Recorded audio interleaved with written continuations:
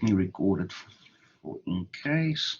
So let's start off.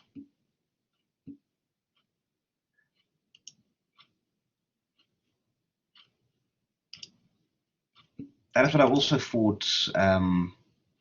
Someone with data issues. So let me record this lecture. So for the exam, it will be, let me just check. I'm just going to open up the test on my side. I set up the test while I was dozed up on medicine. I'm still waiting for Dr. Shadish just to moderate it for me. So I can't really remember how many questions. Let me just open it up on my side. So yes, it's 2 hours, 50 marks. And the total number of questions is 32 questions. And from that 32 questions, 20 will be multiple choice, and the rest will be longer questions.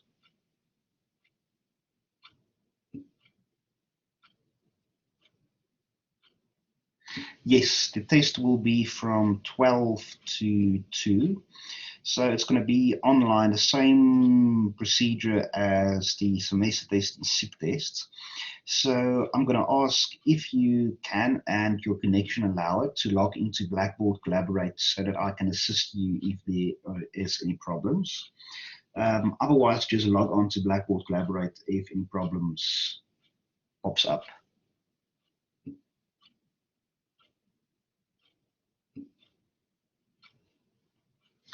So how many questions? There are 32 questions.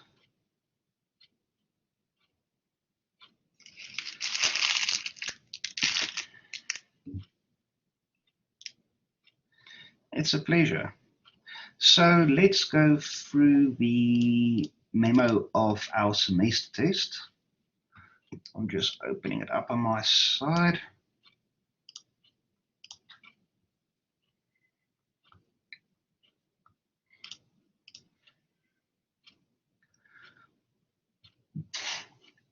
How did you guys find the semester test overall?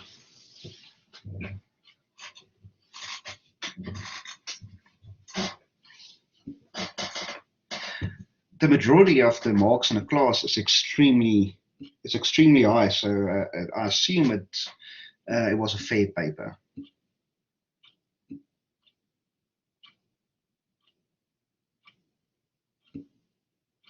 Okay, that's good. So, question 1. What do you guys say is the answer here? Which of the following people accepted the heliocentric model of the universe?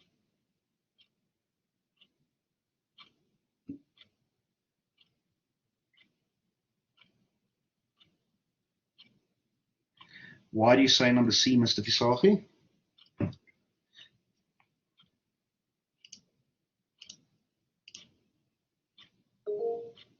Yes, Mr. Visagie. I say it's Tycho Brahe. I'm probably butchering his name.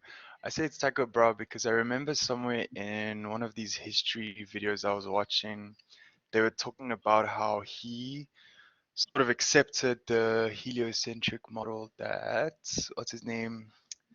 Hipparchus was talking about. Yes, you're on a correct track, but the correct answer we are looking here is number E. Hipparchus is the first person. Yes, Mr. Levuyo.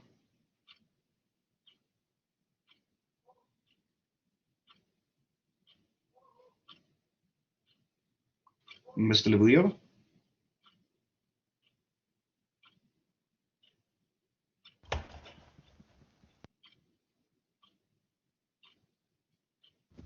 Can you hear me, sir? Yes, I can hear you. Oh, so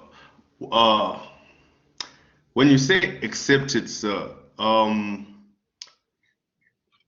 you also not say Galileo as well?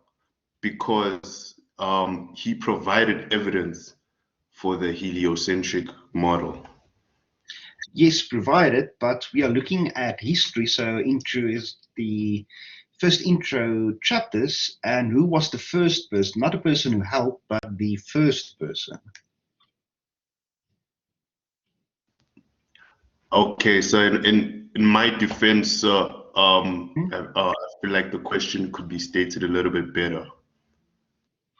Okay, so that's something I will note for the future as well. Thank you, sir. Okay. Then question number 2, Tycho Brahe's greatest contribution to astronomy was?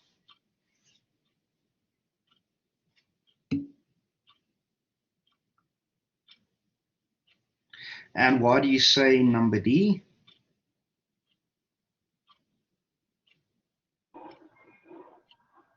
It's just from what I remember, sir. Yes, you are correct.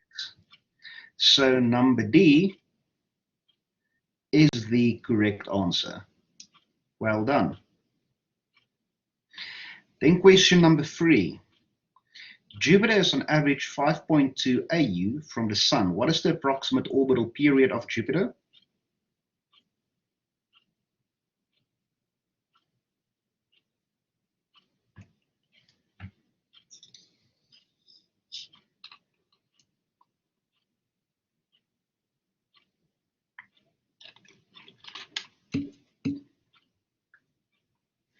And why do you guys say number B? I said number B because of Kepler's laws. It's t squared is equal Yes, to p cubed. that's exactly it. That's exactly it. So it basically comes down to p squared equals a to the power 3, and that gives us an answer of 12 years. Question number 4. The 2 most abundant elements in the Sun are?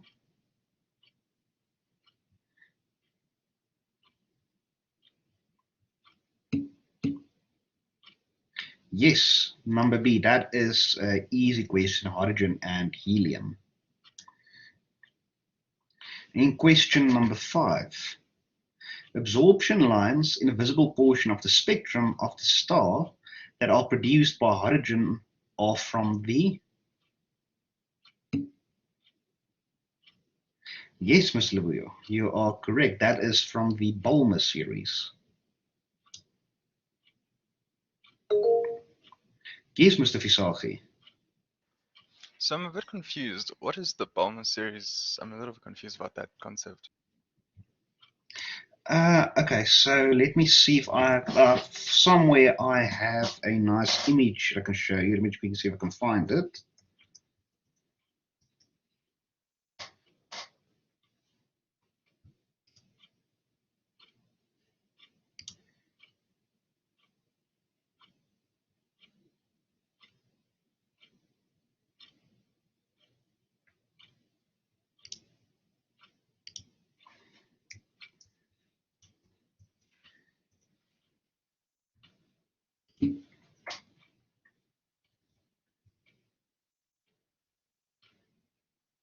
Okay, I will explain it to you guys now.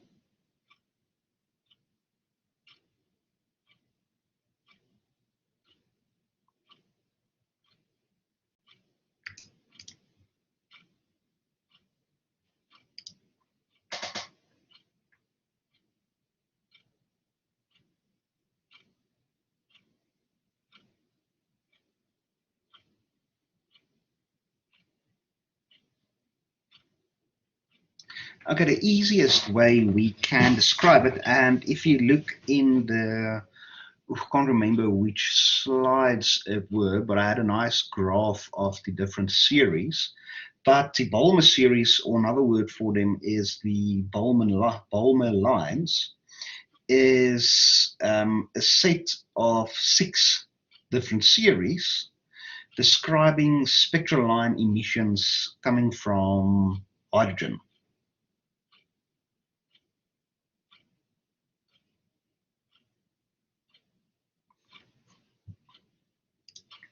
So let me quickly see if I can get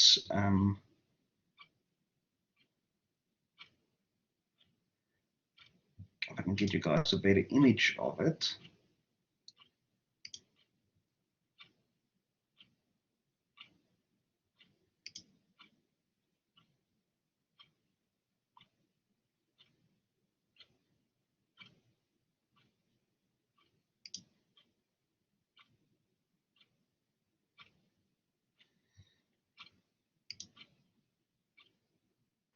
So if because I'm looking here Yes. at what they have online here, and they say it's something to do with how the energy level goes from 3 to 2.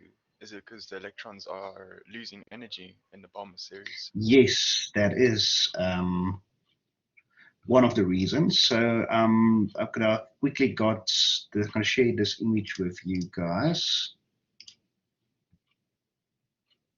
Let's see if I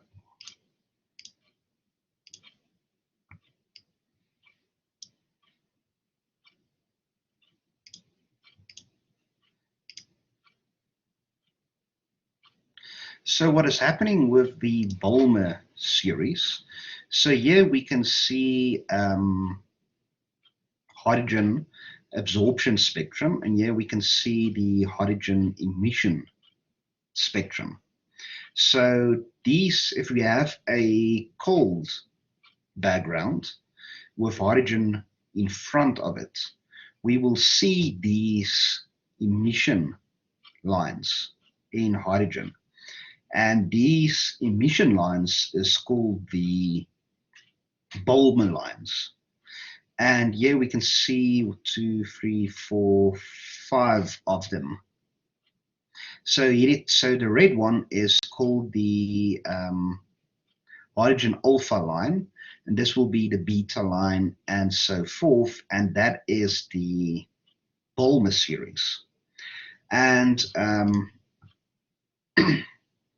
if we look at a sun, the sun is basically a continuous spectrum that we can observe because it radiates energy in all bandwidths, all frequencies.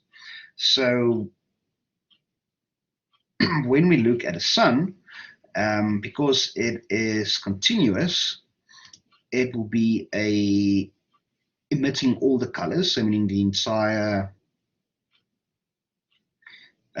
range of frequencies and bandwidth, and we will only be able to see absorption lines. And these absorption lines corresponds to the hydrogen emission lines. So these absorption lines we see here in a sun spectrum, those are the hydrogen Balmer lines in the sun's spectrum, visible spectrum. Yes, Mr. Levuyo. So I just want to be sure. So those absorption lines, they don't necessarily come from the photosphere. They come because of the atmosphere of the sun, right? Yes. So one thing you can also remember is we can get spectrums from any part of the sun. So remember that's how we know what's happening in the core of a star, for example, because we look at the certain elements, say for example X-rays that can penetrate through certain objects. We can create emission absorption spectrums from X-rays, from gamma rays. So it all depends on what we are observing, but we can create emission absorption spectrums from whatever we are observing. But then, so once a spectrum has absorption lines, so does it not stop becoming is it like, do we stop classifying it as a continuous spectrum, or do we still classify it as a continuous spectrum? We still classify it as a continuous spectrum. So right here, for an example, this here image on the top, because this is a continuous spectrum, only with a few absorption lines. So yeah, on the bottom, that's not a continuous spectrum. So this is a emission spectrum because we only see a few parts that's being emitted. So here we have this is basically a continuous spectrum. And here we can see a few parts in a cold background where certain elements such as hydrogen pop up, and that is a emission spectrum. Okay, so I also wanted to ask, so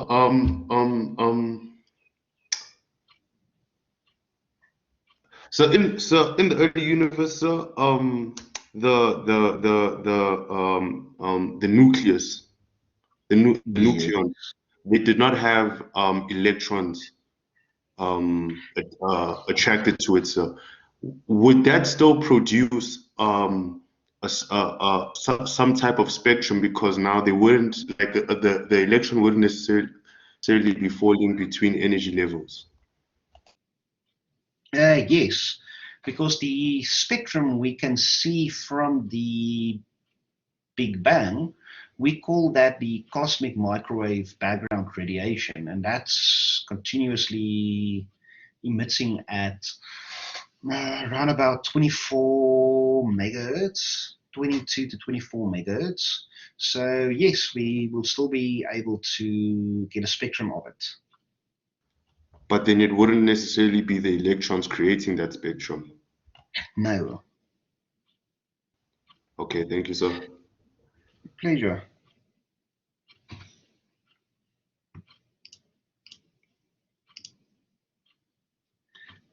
Okay, so let's go back.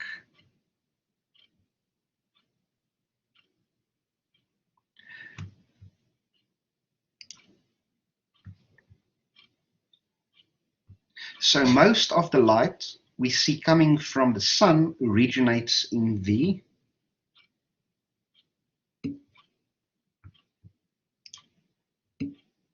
Yes, number B is correct. It is the photosphere.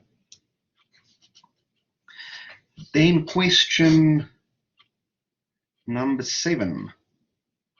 If a sunspot has a temperature of 4,500 Kelvin and the surrounding solar surface has a temperature of, I fixed this in the test that I uploaded, but yeah, it's a mistake. This is 5800. How many times brighter is the surface compared to the sunspot?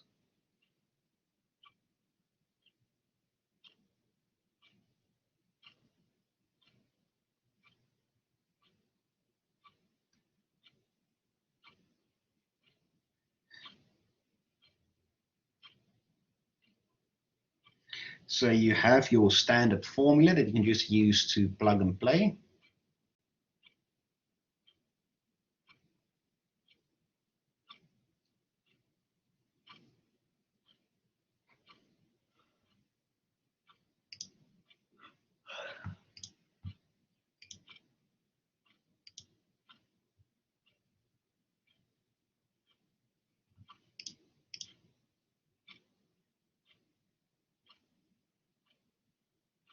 What do you guys, what do you think is the correct answer?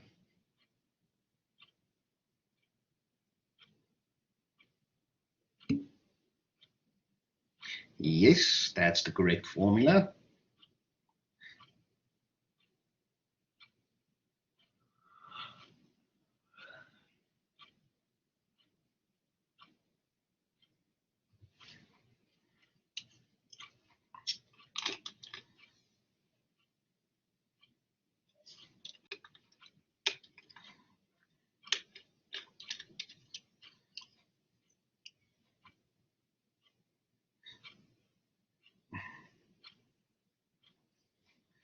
The correct answer here is number C.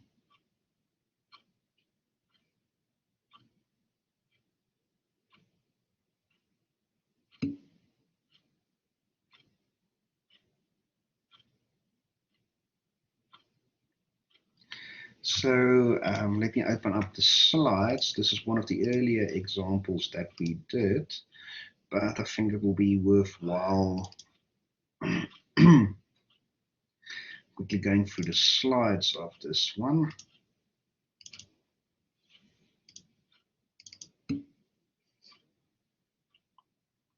Yes, if you will need to use formulas, I will provide it to you.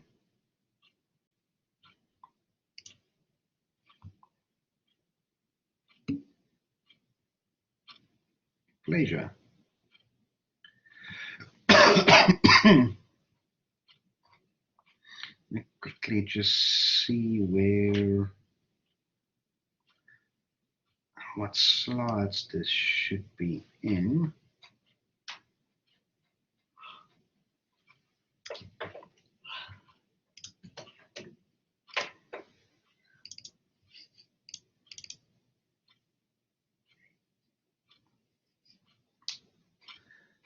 This was one of the earlier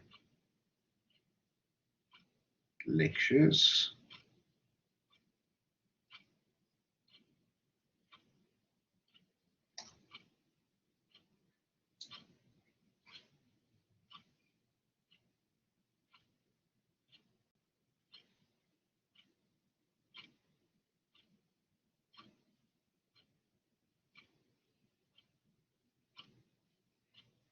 Okay, not this lecture slide.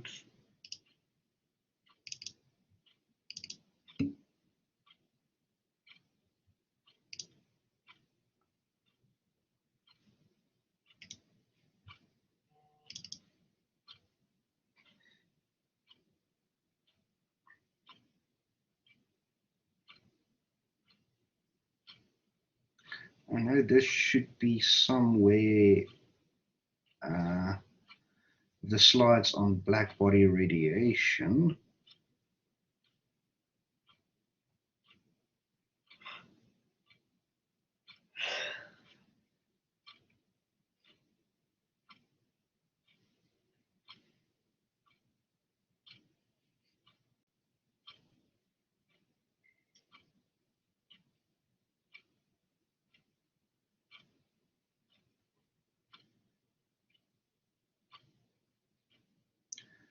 Okay, it's not a dot reasoning number, it's not a Doppler shift.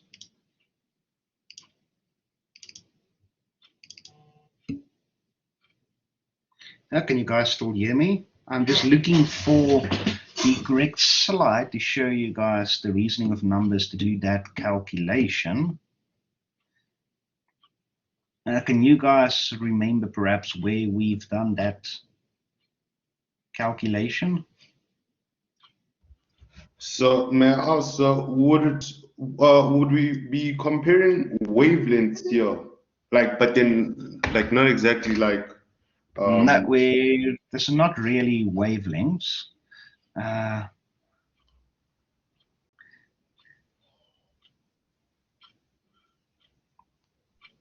Okay, so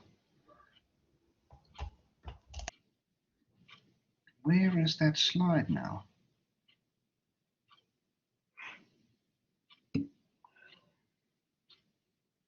Lecture 1, slide 25. Thanks, Ms. Meyer.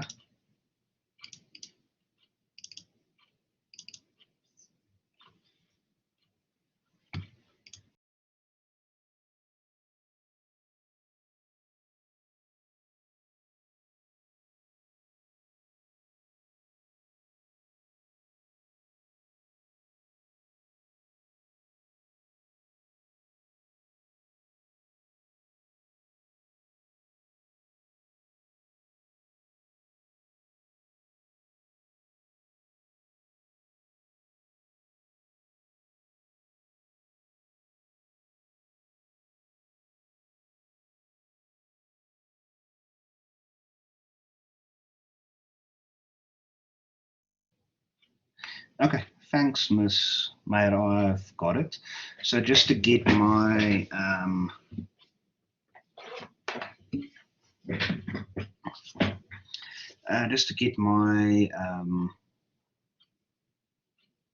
train of thought together, so I can show you guys how to do it.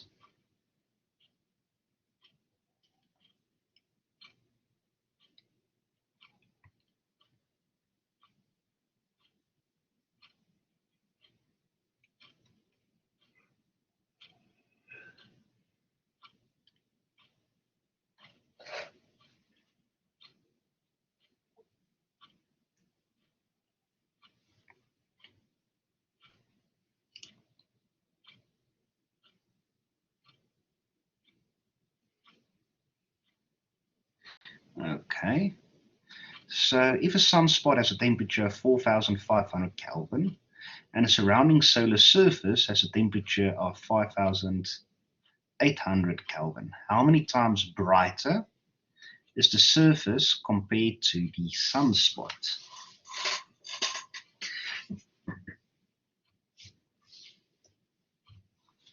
So with this, we have our formula. So with our formula,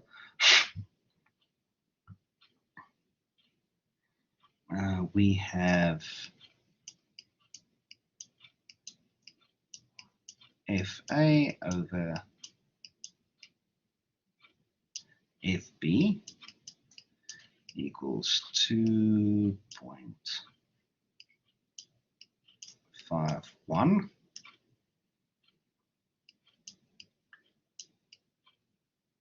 MB minus MA, right?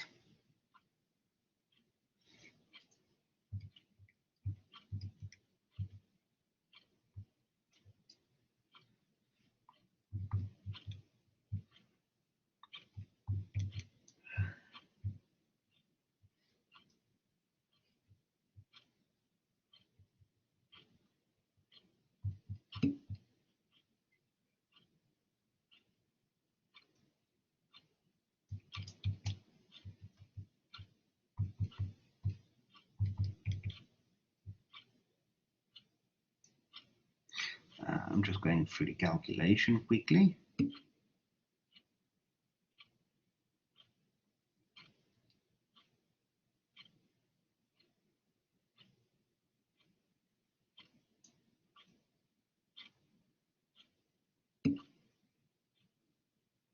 Yes, it's 20 years of observations for that question.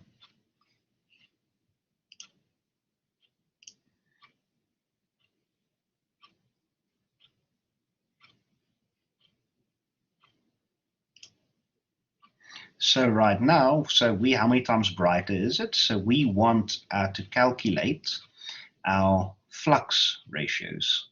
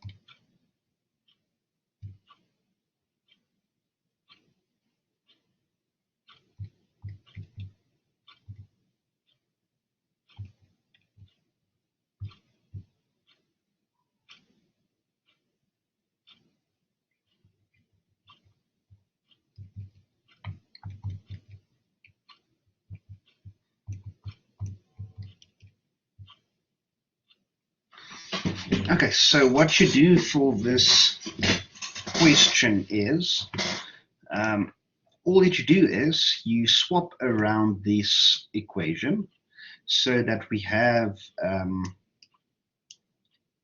MB minus MA equals 2.5 log FA over FB, and if you plug that in, then you get an answer of 2.8.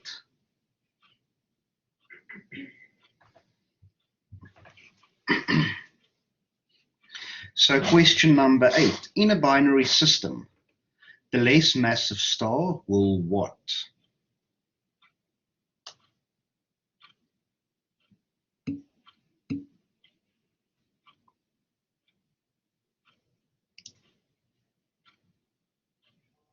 Yes, number B is correct.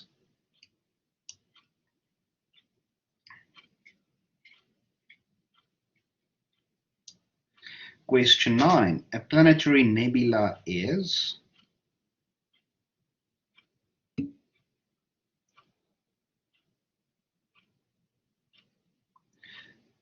What do you guys think?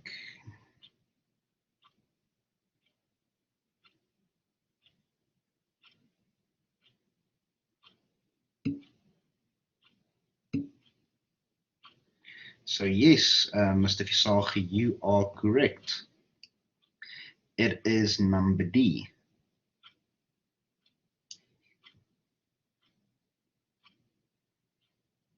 Question number 10.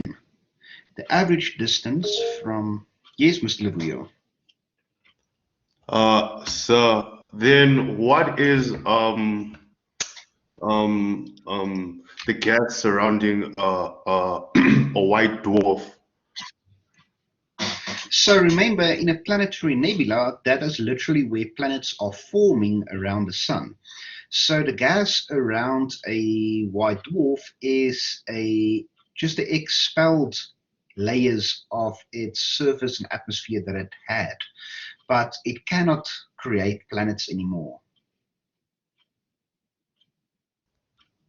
Okay, thank So you. remember, while a star is forming and it is in its protostar phase and continuing until it's crossed the threshold where it becomes a main sequence star, it will have a planetary nebula around it.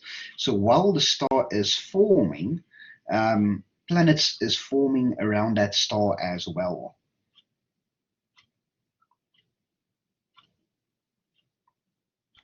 Okay, thank you, sir. Pleasure. So the average distance from Mars to the Sun is?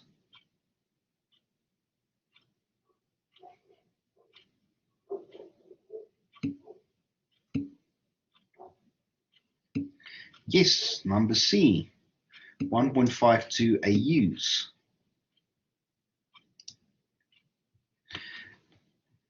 If light takes 8 minutes to reach Earth from the Sun and 1.3 hours to reach Saturn, what is the distance from the Sun to Saturn?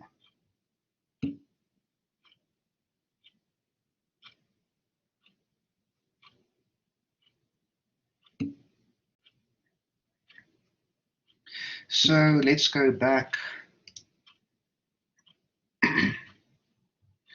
So a planetary nebula, so is the expelled outer envelope of a medium star? No, because a planetary nebula forms around a star that's being formed. So produced by a supernova explosion? No. Produced by a nova explosion? No, because both of those means the star is dying. A nebula within which planets are forming? Yes. A cloud of gas surrounding a planet? No. So the only thing that remains is it's a protostar with a gas cloud around it called a planetary nebula where planets form around that star.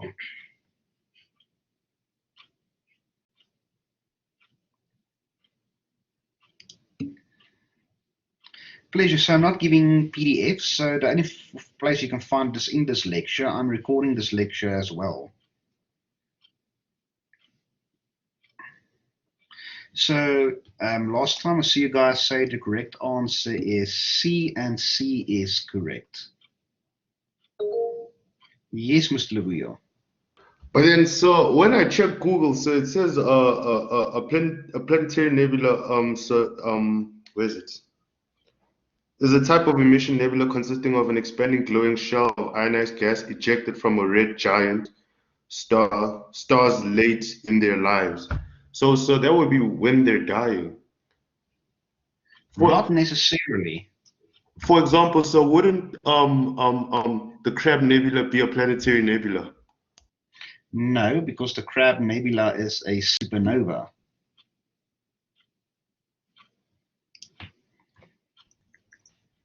But but so I swear to you, so like there was a time, I think it was in one of our lectures, you said that it had something to do with the planet's death. I mean, with the star's death. But I'll look for it, so. So, of course, remember what's happening with a planetary nebula.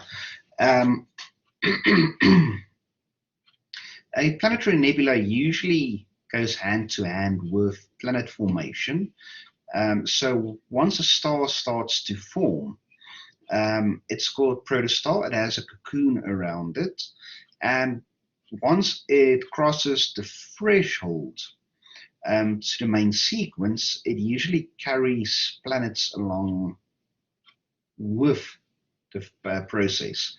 But what also can happen in a planetary nebula, but remember this is only in red giants, is once the protostar crosses over to the threshold on the main sequence where it becomes a red giant, then it will also shed off a bit of its outer layers, and that will also cause a planetary nebula around it where planets can form.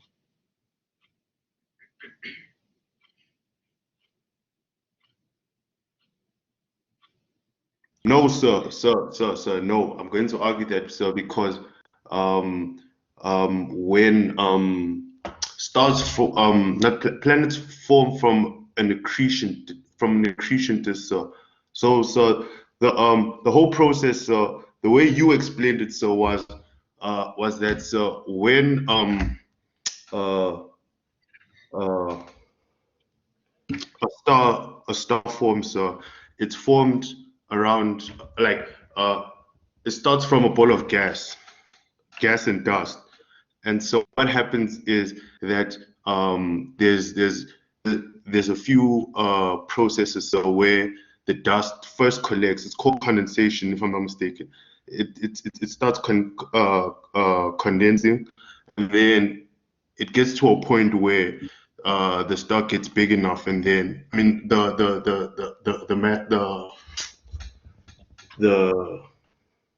dust particles, so like they get big enough, and then eventually, so the the gravity of I'm not explaining it properly, so but then I'm 100% sure, so it's like, so the planetary nebula has something to do with the death of a star, and the formation of planets has to do with an accretion disk.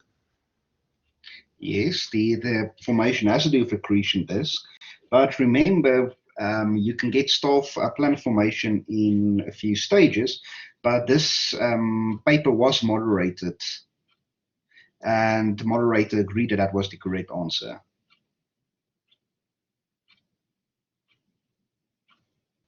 So I will look for the explanation of what a planetary nebula in your notes. I'll come back to you. Okay, cool. So question number 12. Star A has an apparent visual magnitude of 15.4 and star B has an apparent visual magnitude of 12.4. So therefore star A is what then star B?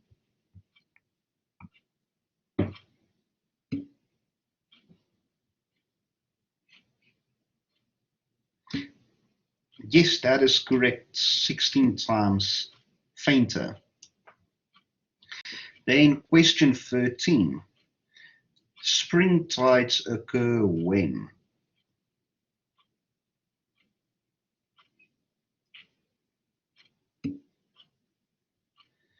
Yes, that is. So is it C or B?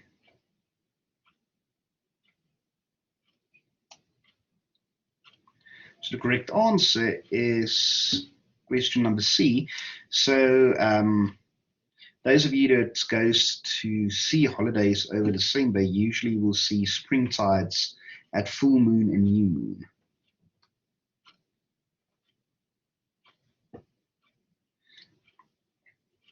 Question number 6. Let me go back.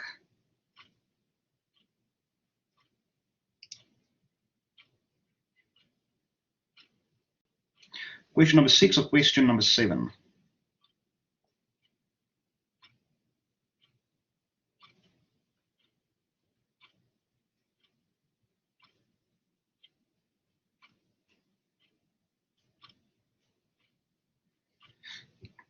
What is the answer that you guys got?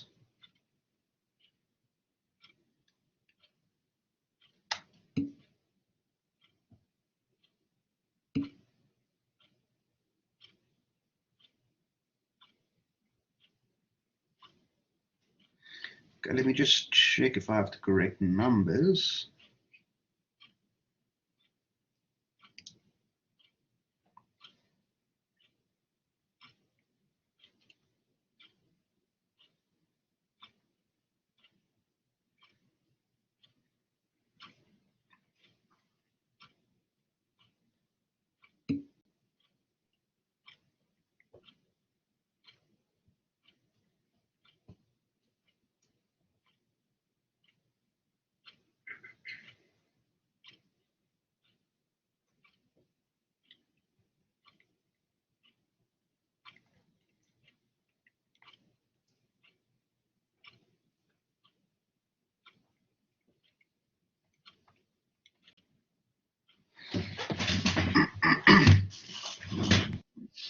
Okay, yes, you guys are correct.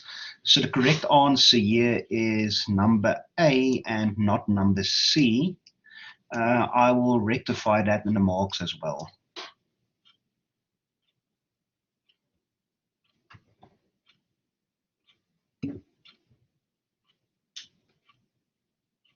Thank you for finding that mistake.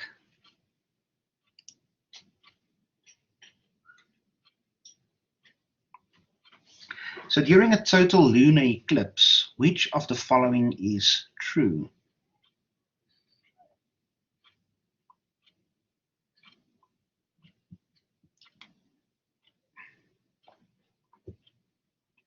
So the answer here is the full moon is in Earth's umbra.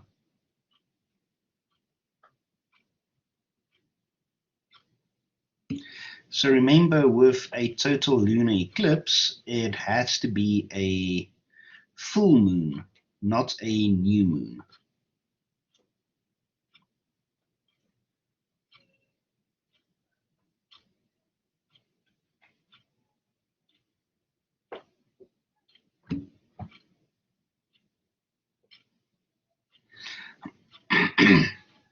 So yes, you are arguing correctly, Mr. van der Berg, but somewhere, I think in second year or third year, you will learn about Lagrangian mechanics. So what is actually happening, let me get a whiteboard out.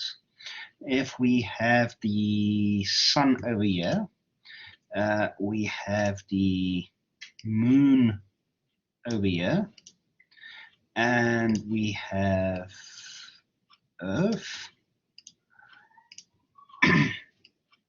Then we will have bulges on this side and this side. So what's happening is the water mass is being pulled this side, but that means it's flattened in this way and pushed out in this way. So we will have a Lagrangian point over here, and we will have a Lagrangian point over here. And as for example, the moon would travel this way, that means this will bulge a little bit more this way and a little bit more this way.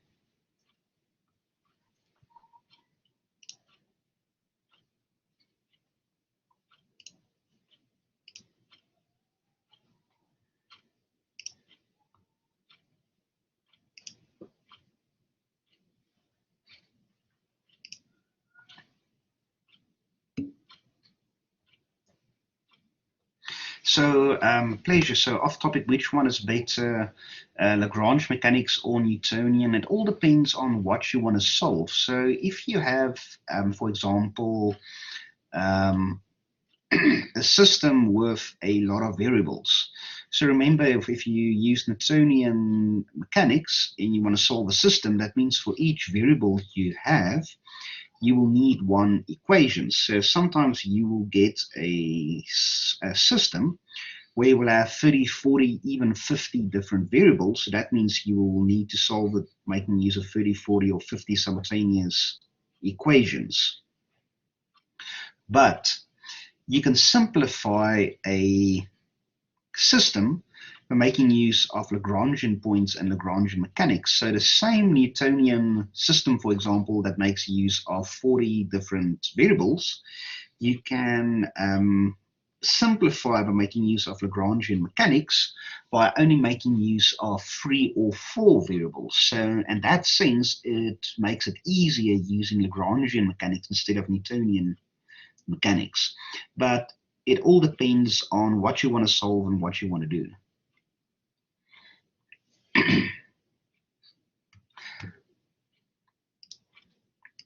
Question 15. When we say that gravitation is universal, we mean that? Yes, Mr. Levuyo. So I found my objection. Yes. So it is in lecture 48. Not 48. It's in slide 48 of lecture. Hold on, it's just loading to get to the Okay. lecture 11. Lecture 11, slide number 48. Yes, sir. Okay, let me also quickly browse to it.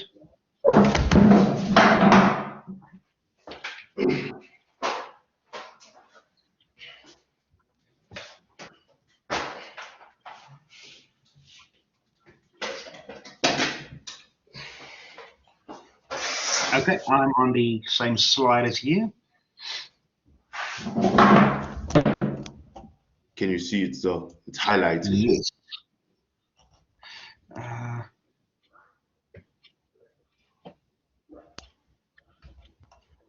Yes, thank you, Mr. Levuyo. So that is a mistake from my side. I don't know how that one slipped through moderation, but I will also rectify that, Marks, as well. Thank you, sir. Thank you.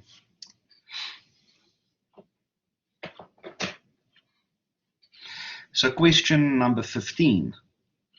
When we say that gravitation is universal, we mean that?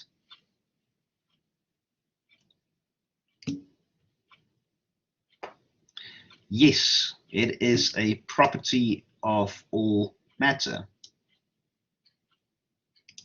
Question number 16. Kepler's first law of planetary motion implies that?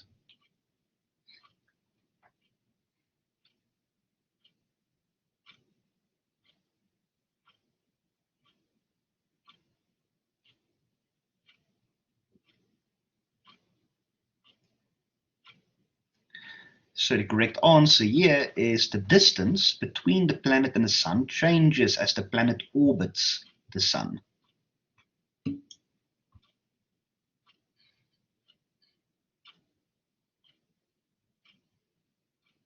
Yes, and Mr. van der Berg, that basically comes down to ellipse. Question number 17. Which of the following types of electromagnetic radiation has the smallest frequency?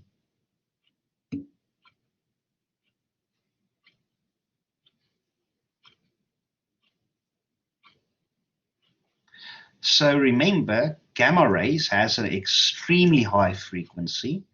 X-rays has a high frequency. Visible light has a smaller frequency. So radio, it has the longest wavelength and smallest frequency. So yes, number C. Then question 18. The numbers below are given parallax values of stars. Which star is the closest to Earth?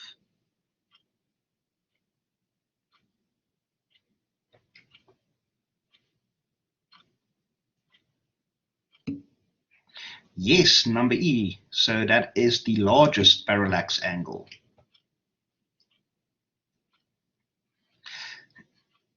So easiest to do it, let me get out our trusty whiteboard.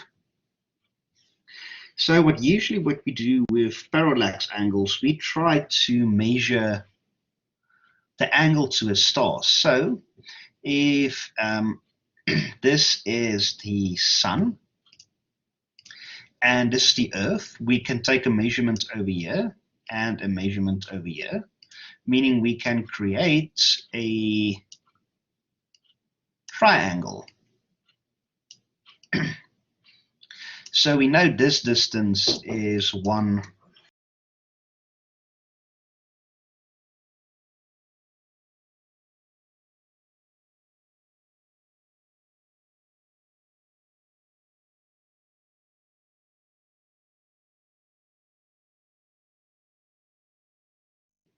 Now, sorry, I just muted myself there. So this is 1 AU distance.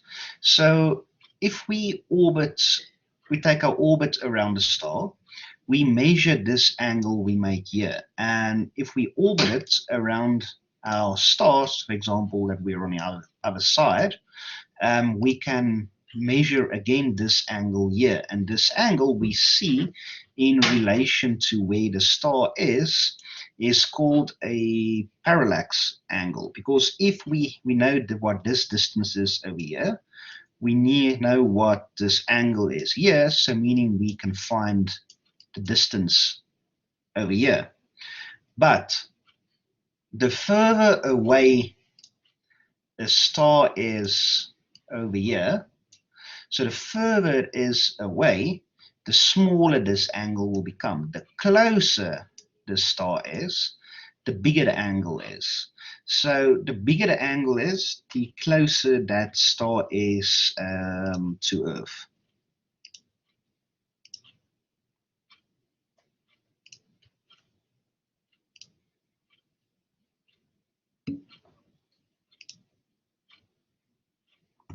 Pleasure. So if we go now and we look at our different values, so the numbers below are given parallax values of stars. Which star is the closest to Earth? So the closest star to Earth will be the one with the largest parallax value.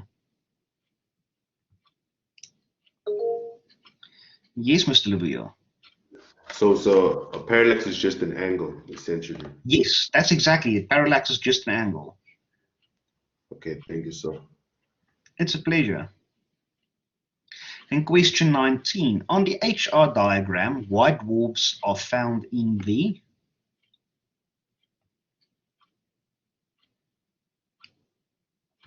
lower left corner below the main sequence.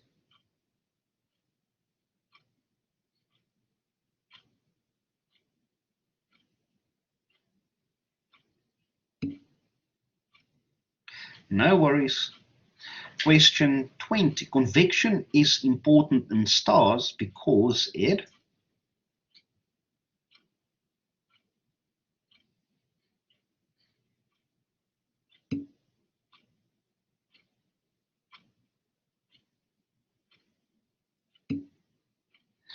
you guys are almost there. Yes, Mr. Visalgi. The correct answer is number B and C. Oh, so does it also mix the gases? Because I thought it was just where the sort of what's that thing called in nuclear physics? Where it fuses, it does fusion, and then the energy goes outward as it does its fusion. Not really. So one thing I can share with you guys, Mr. Lavuyo actually sent me a picture of it when he made this discovery. So if you are making a pot of porridge on the stove, you will see bubbles forming, but you will also see some, yes, for example, yes, Mr. Lavuyo, oats. You will also see some darker patches rising up, that's a bit thicker, and then it will sink back down. And that is exactly convection happening inside your oats on your stove.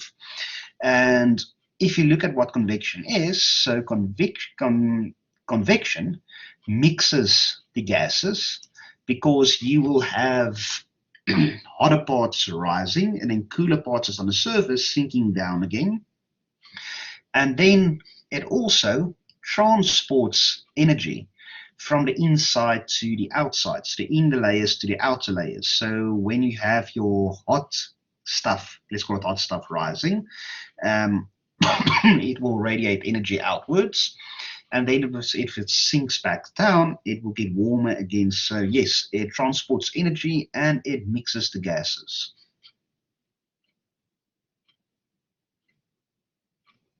Okay, thank you, sir. Yes, Mr. Leville. So does it also so when like fusion happens, heavier elements are created, right? Yes. So does that mean like the hydrogen on the outside is also sort of like mixed, like for example, when this convection happens, the warmer hydrogen rises up, and then your cooler hydrogen that is on the outer radius of the sun sort of sinks to the bottom. Yes, that's exactly what's happening. Okay, so thank you, sir. It's a pleasure. The event horizon is what?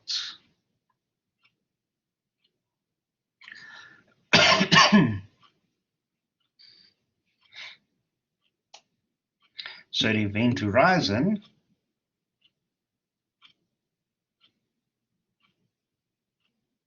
so if the hydrogen is hot enough, is it expelled from the sun then? No, it's not expelled because remember, the gravitational pull of the star is keeping pulling it back in. So convection and its own gravity and pressure and temperature is what's keeping this process stable and ongoing.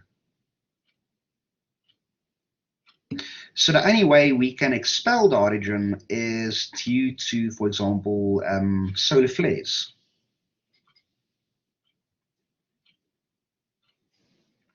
So the event horizon has a radius equal to the Schwarzschild radius.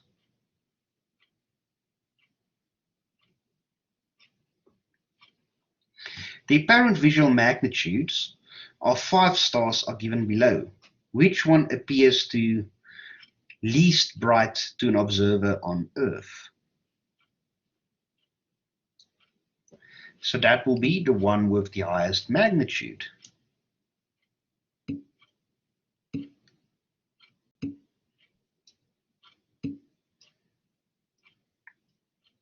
The point in the sky directly above the observer is called the what?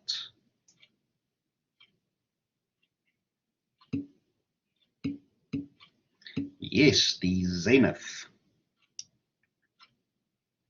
An atom can be excited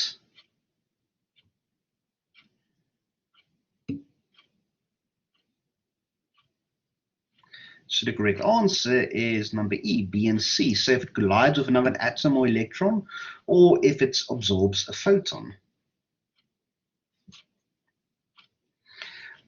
The what is or are the hot gases, that is the moving extension of the sun's corona.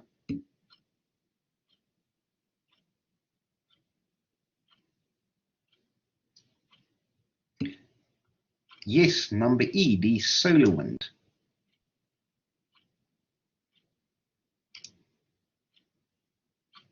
The most common stars are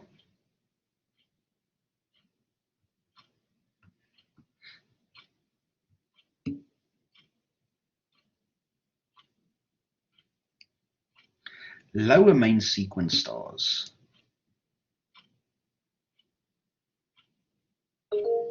Yes, Mr. Leville. So are lower main sequence stars the much cooler ones, or like the ones that are approaching their death? Lower main sequence stars are stars like our own sun.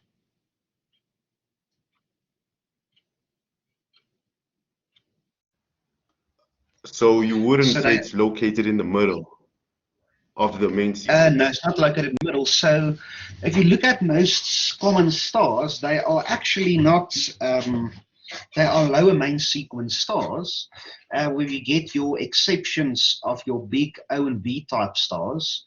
But the most common type stars are actually your N type stars, and those are lower main sequence.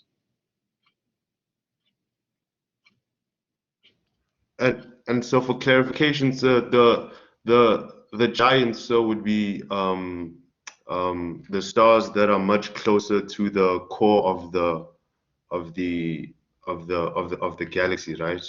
But they don't necessarily make it out.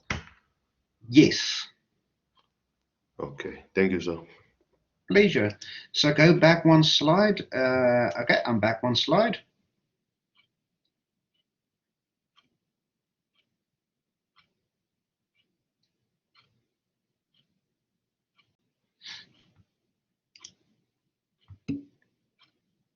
Pleasure. So in an eclipsing binary, the ratio of the mass of star A to the mass of star B is 6, and the total mass of the two stars is 26 solar masses.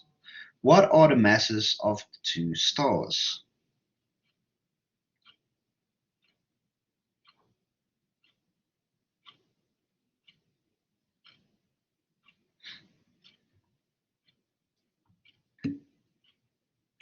So the correct answer is number D.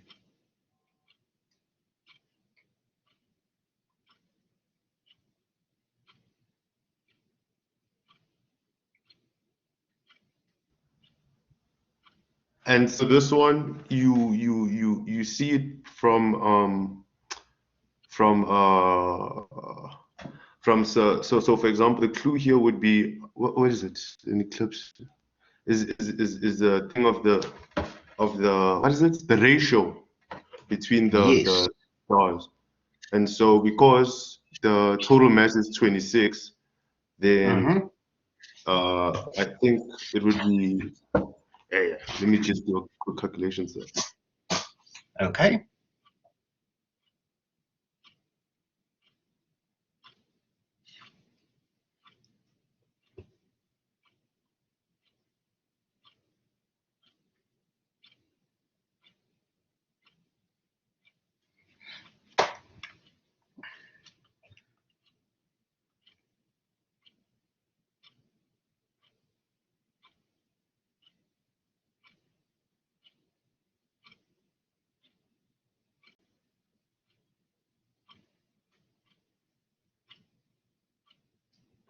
No, sir, can you please show us how to do this, sir? Okay, I will do so now.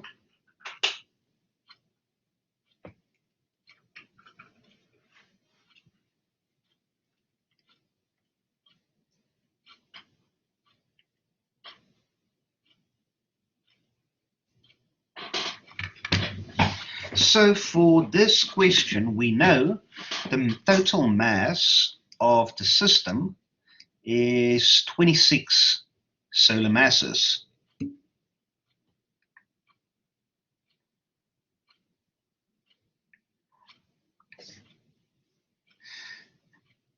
So we know the ratio of the two, so that means star A, star B, this is horribly drawn, will give us a ratio of 6, right? So that means we can write this as a ratio of 6/1.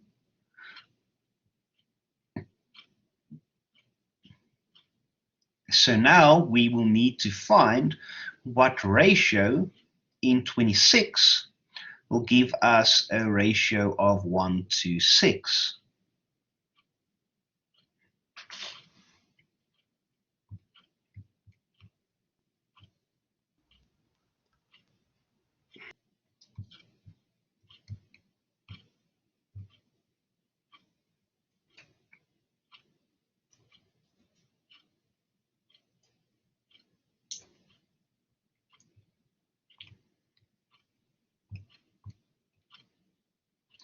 So if I'm correct, this will be, a formula will be something like 1/6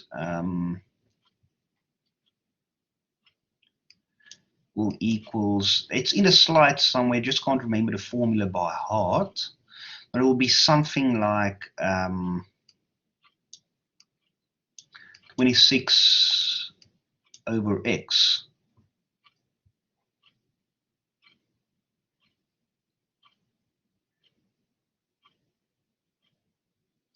I know we've done this somewhere in the slides of binary stars. Where did we do binary stars? I'll quickly see if I can find it.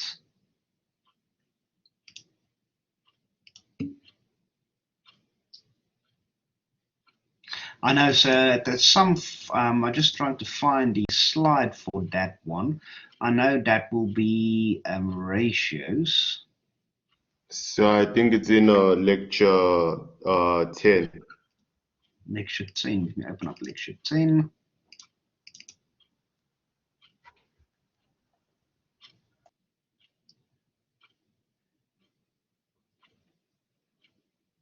Okay, lecture 10 is the interstellar medium.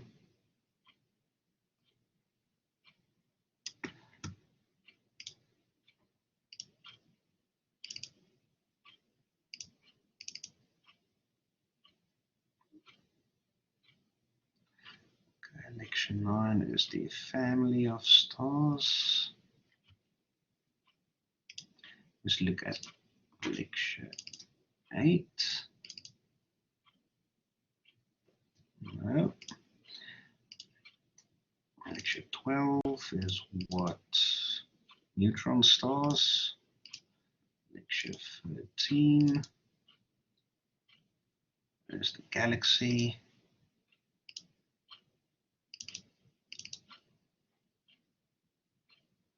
Lecture 6. Let's look at lecture 7. Not lecture 7.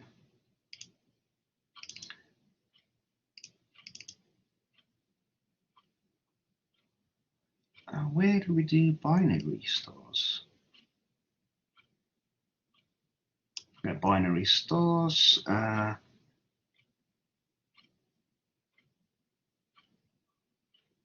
Okay, got it. So we did it in lecture 9, slide number 72.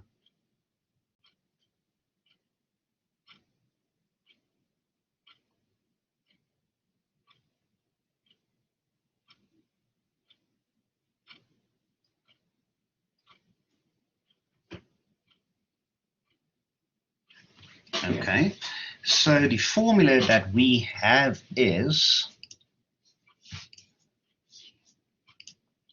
we have the formula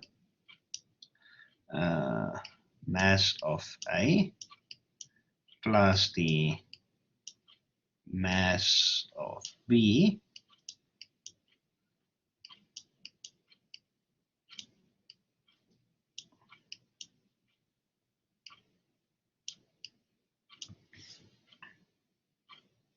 So the easiest way that I think I'm going to do with this is, let me share the slides.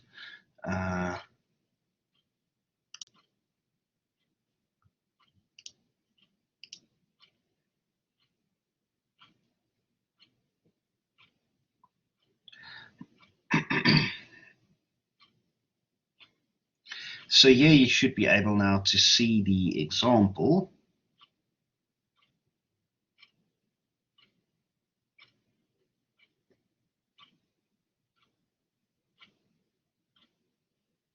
So let's go binary stars.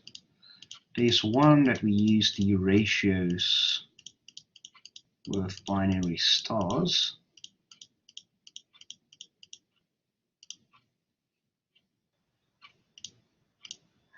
So is this also part of what is it called? Lagrangian mechanics? No, so this is just plain ratios.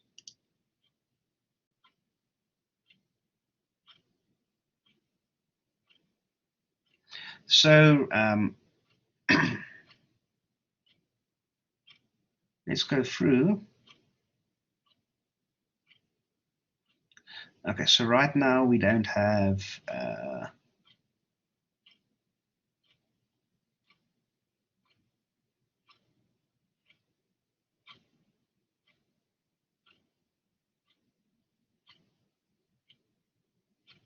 so this is going to be more or less the same as you could just use ratios to calculate the answer. So this is going to be more or less the same here as example B.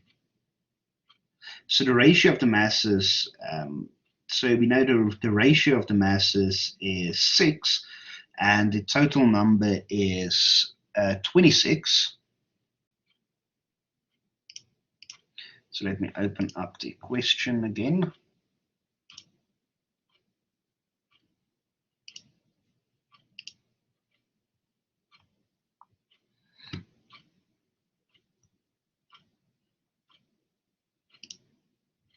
This is a bit too far.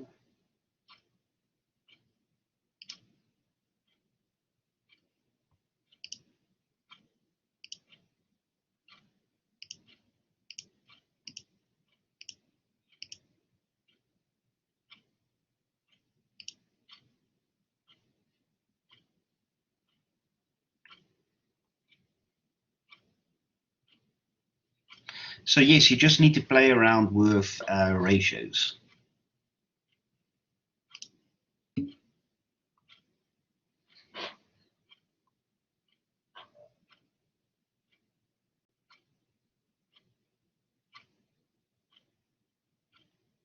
Yes, that's exactly it. Thank you, Mr. Robert.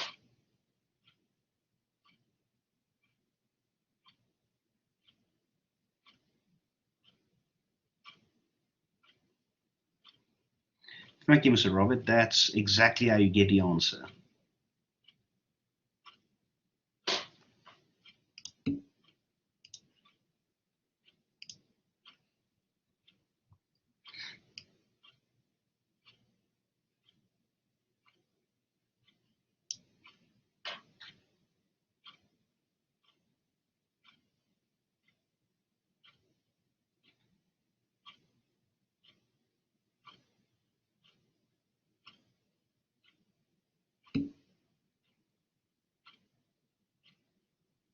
Yes, that's exactly correct, Mr. Robert.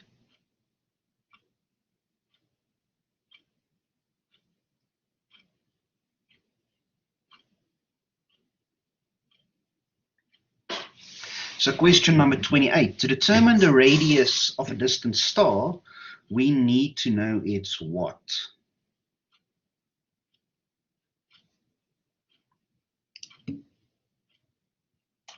Yes, number D is correct. It's temperature and luminosity.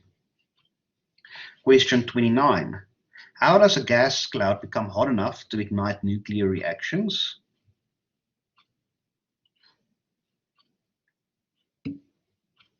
Yes, that is correct, through compression by its own gravity. Question 30. Kepler's second law implies that.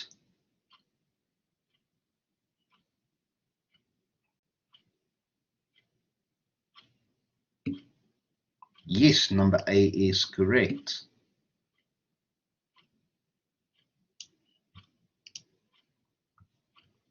The nuclear reactions in a star's core remain under control as long as.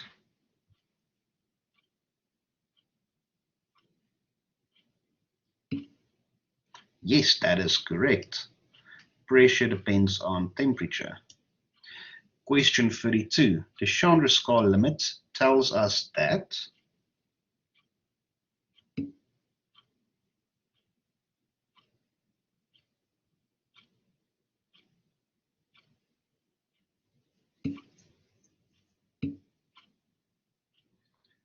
Not all stars will end up as white dwarfs.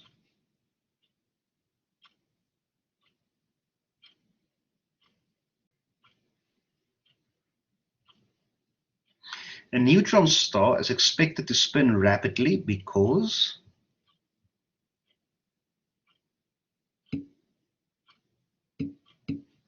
yes, they conserve the angular momentum when they are collapsing. Question 34. Stars in a star cluster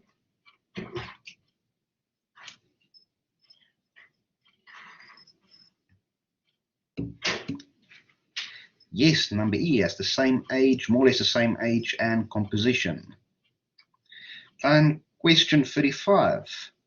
The options below list the spectral types of 5 stars. Which one has the lowest surface temperature?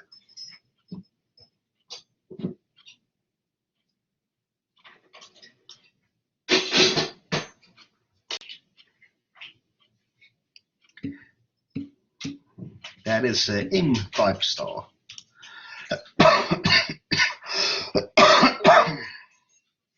Yes, Mr. Lavuyo? So, sir, I wanted to ask this, sir, what is it? So all galaxies, sir, all stars have a similar, like, so, like, the main, like, in the interstellar medium, sir, is the main chemical, I mean, is the chemical composition similar to all other galaxies, or is there something that makes them different? All galaxies should have the same composition, but yes, there can be a few exceptions where two galaxies could have been collided with one another, and that could have caused something else to happen, and the composition to be a bit different due to the collision that forms fusion in some regions again. But generally, they should be the same. Thank you, sir. Pleasure. Which of the following stars is the most dense?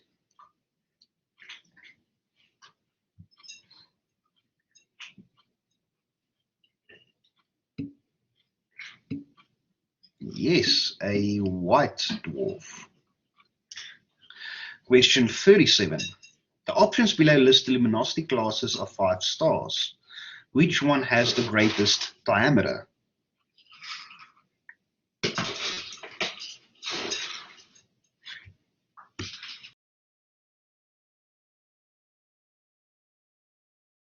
So right now we know the size and temperature is direct proportional to the diameter of a star. So we know B-type stars are very luminous and their diameter is very big, but they are not the most biggest stars there is. G-type stars is cooler. G0 type stars is cooler. We know M-type star is a red giant, and because it's a red giant or red supergiant, because due to its cooling phase, it has already started to push its diameter outwards. So when you look at the luminosity classes here and which one has the greatest diameter, it would be a M-type star.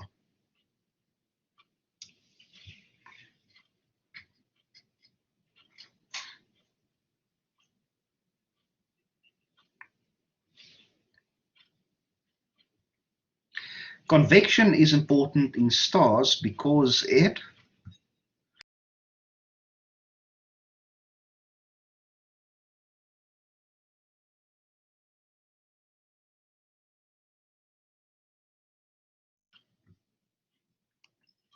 B and C.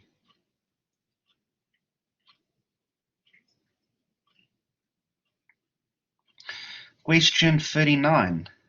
The sun is a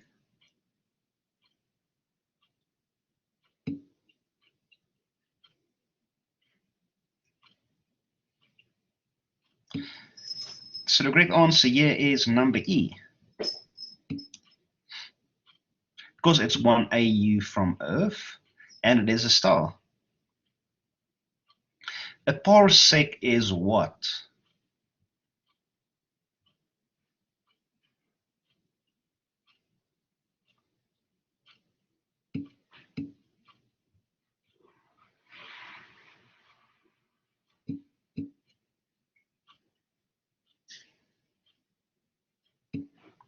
So the correct answer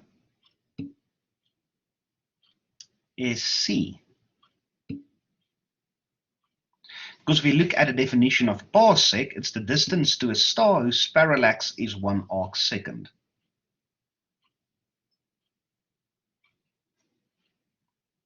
So we know, so if you look at a parsec, parsecs is, 1 parsec is 3.3 light years. What is the conversion between degrees and arcseconds?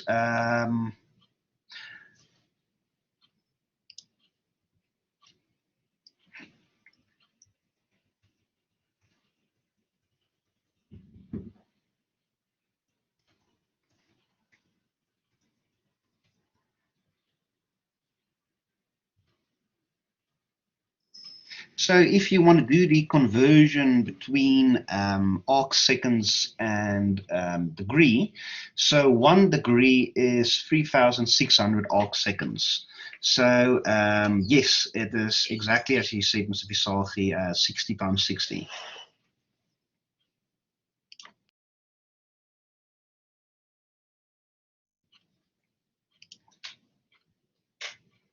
Then the ecliptic is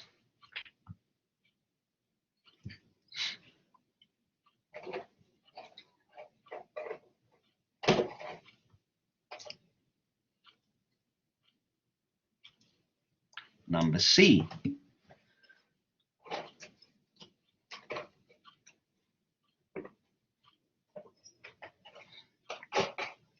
Question 42.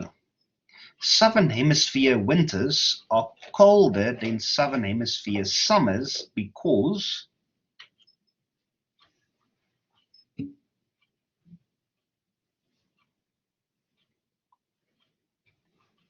the ecliptic.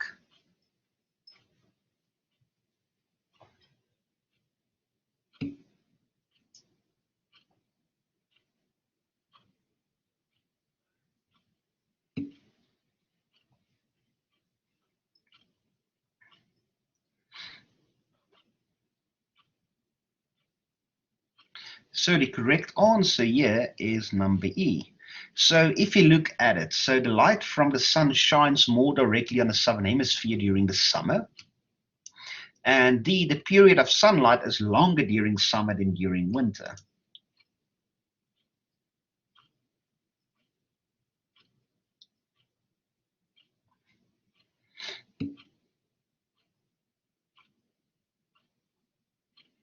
Yes, Ms. Visagie, you are correct. So what occurs when the moon is first or third quarter? And that is neap tides.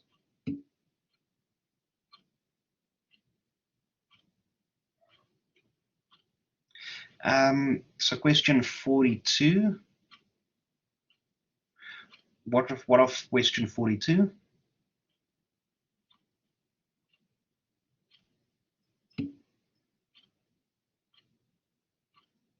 So question 42, the correct answer is number E.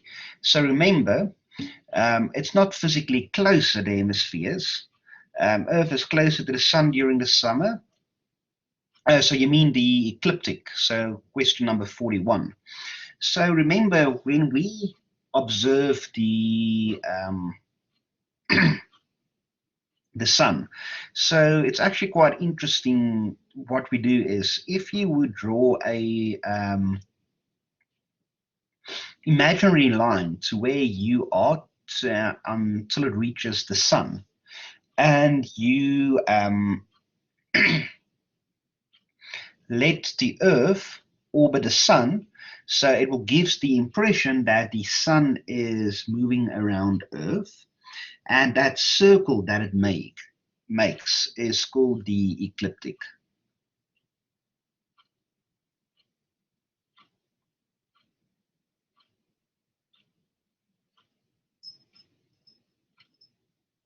Does that answer your question?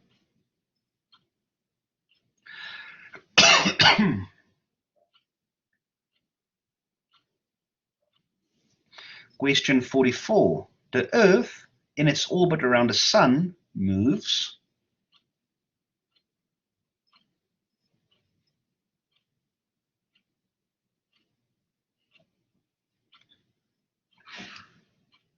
about 1 degree per day.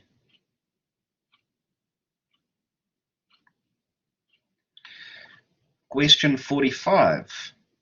Gravity obeys the inverse square relation. The statement implies that a force due to gravity between two masses will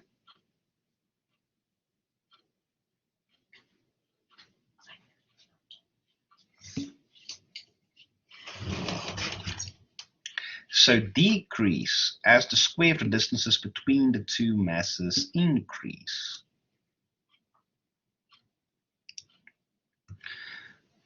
The Copernican system was not accurate in predicting the positions of the planets because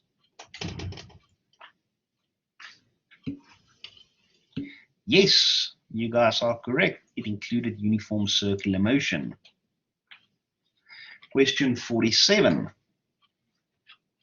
The long wavelength of radio waves is the reason why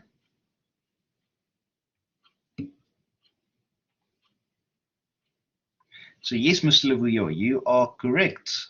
A and B.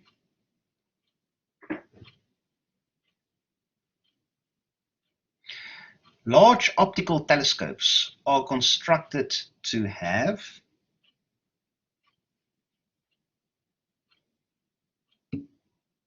yes, segmented primary mirrors.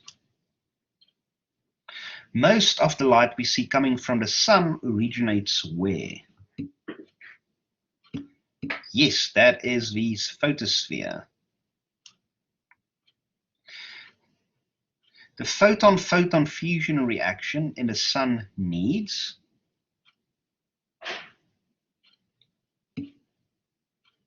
yes, a high temperature to overcome the Coulomb barrier. Then the last question, compared with the spectral lines in a solar spectrum, lines in a supergiant spectrum are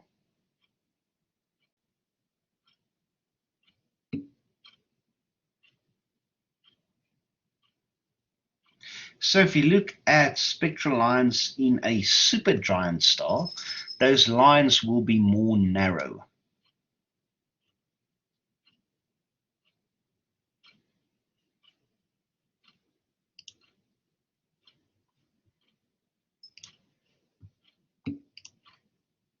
So I remember we've done this, I've showed you pictures in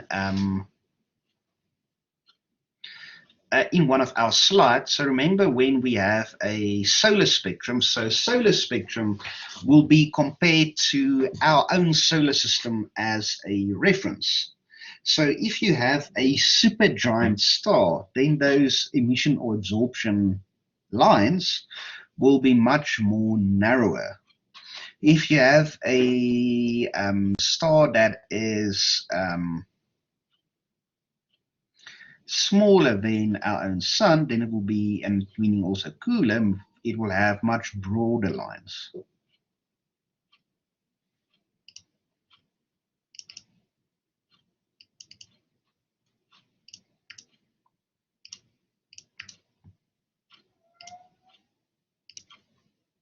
I'm just quickly going to open up the SIG test.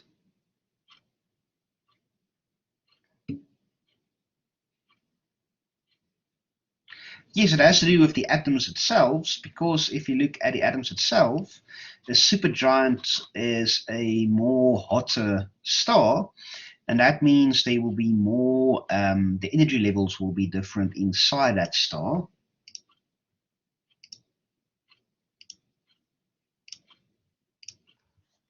So is this where is it Wien's law, Wien's law, so where a lot of hydrogen atoms won't the electrons won't necessarily be reaching the bottom, the bottom energy states. It will remain at the top where the energy levels aren't necessarily that separated. Yes, exactly. Oh, thank you, sir. Pleasure. So, while you're looking for the SIG test, so may I ask you some questions? Yes, you are more than welcome to. So, does the mass of the planets in our solar system affect the orbital speed of the sun around the galaxy? It does a little bit, but remember when we look at the total mass of our solar system, 99% of the mass of our solar system is encapsulated by the sun itself, and the other 1% or 2% is encapsulated by the rest of the planets. But yes, as our sun orbits around our own galaxy, the masses of our own planets will have a small little wobble in the orbit of our sun around the galaxy. So yes, there is a small influence. And so, did galaxies form at the same time? And if so, is the difference in age based on how much gas, stellar gas, there is in the galaxy that formed? So there's a yes and a no part to this. So yes, a lot of galaxies formed at the same time, but new galaxies are forming as we speak right now as well. So yes, it's a yes and a no to that question.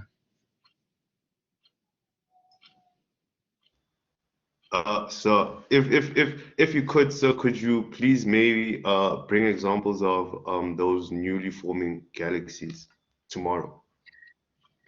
Yes, so if you think about it, galaxy formation and evolution is a ongoing process.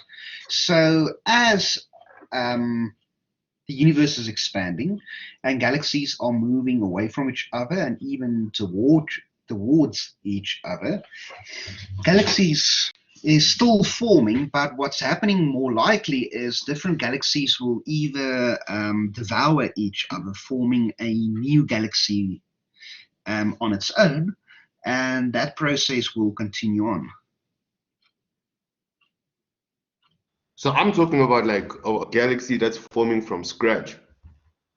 Yes, that's also happening. You But still have galaxies that's forming from scratch. but then, so how do we observe that? Because when we look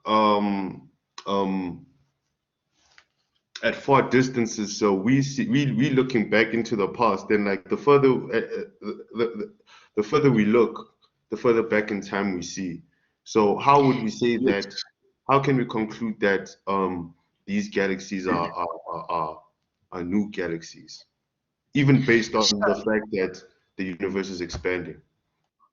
So there are two ways we can do it. So one is the math points us towards it.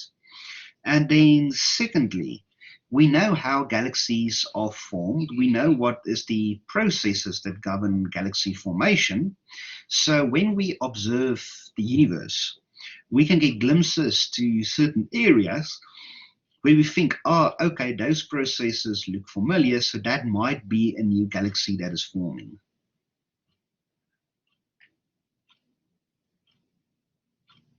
So today we can conclude that we have galaxies that we know of galaxies that are maybe like millions of years old, not billions. Yes, so that's the one thing with these young galaxies being formed. They don't have as many stars as old galaxies yet. They don't have the normal characteristics of these old galaxies. But if we create mathematical models, then it points to us that these are new, younger galaxies that are still being formed. Thank you, sir. Pleasure. So let's start with the SIG test.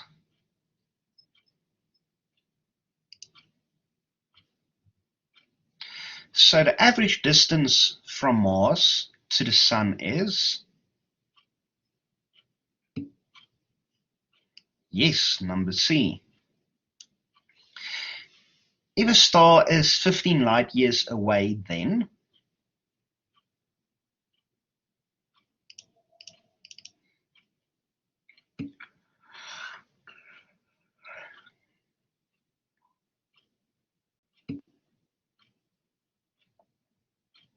Yes, number D.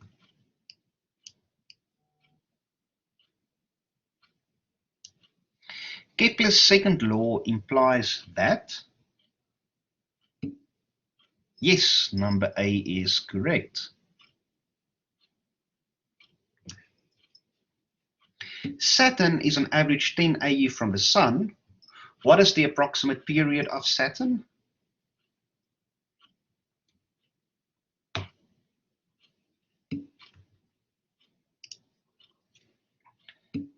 Yes, that is correct. Number B, 32 years.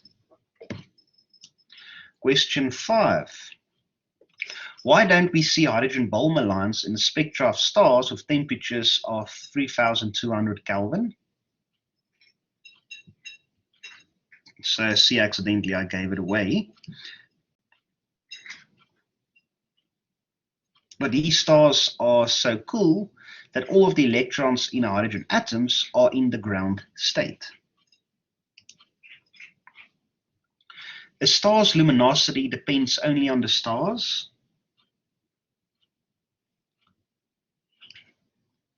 Temperature and diameter. The nuclear reactions in a star's core remain under control as long? Yes, number B. Pressure depends on temperature. The Chandrasekhar limit tells us that. Yes, number D.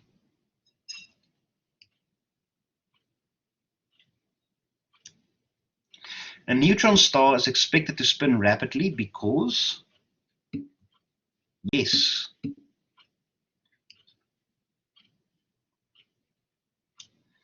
Most of the mass of the galaxy is contained? Yes, in the dark matter of the galaxy.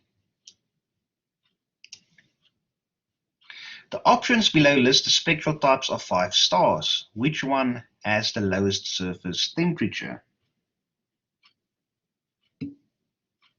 Yes, number B is correct. Question 12. Which of the following stars is the most dense? Yes, a white dwarf. The options below list the luminosity classes of 5 stars. Which one has the greatest diameter?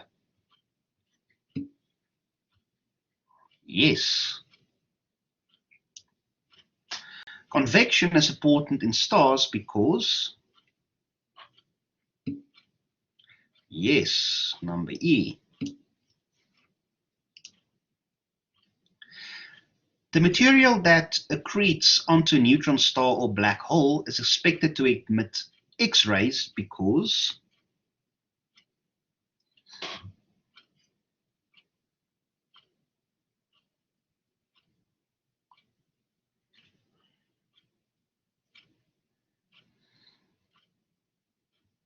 So the correct answer here is C, because remember,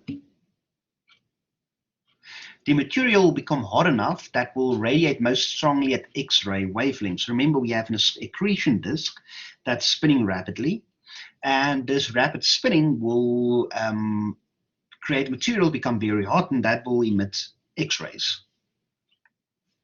Constellations is? Yes, number B.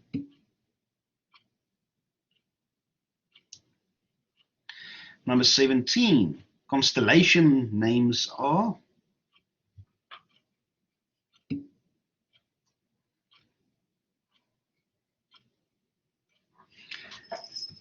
That is where I confused you guys a little bit, is Latin. So remember, star names are Arabic, but constellation names are Latin because it's mostly the Romans and the Greeks that identify these constellations.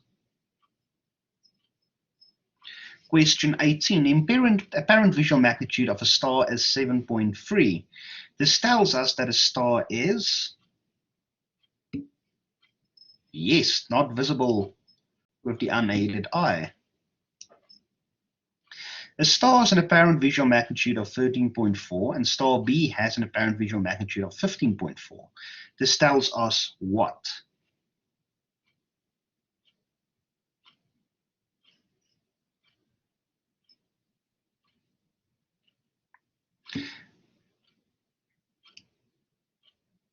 So that tells us that star A is 6.3 times brighter than star B.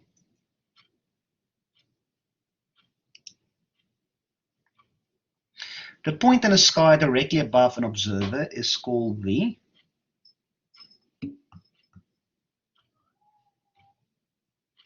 zenith. An object has been located orbiting the Sun at a distance from the Sun of 65 AU. What is the approximate orbital period of this object?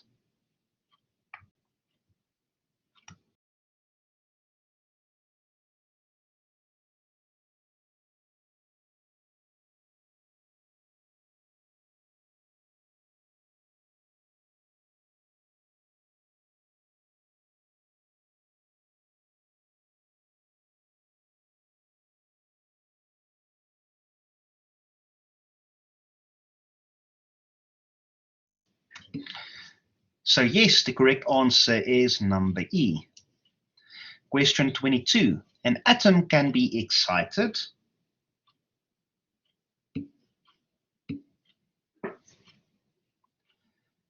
Number E. So it's B and C.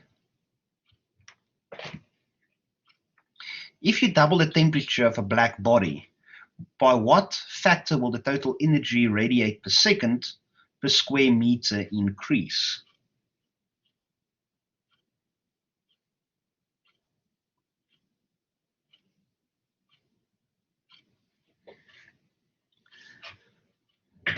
So in the slides, I created a nice image of it. But if you double the temperature of a black body, then it will basically increase with a factor of 16.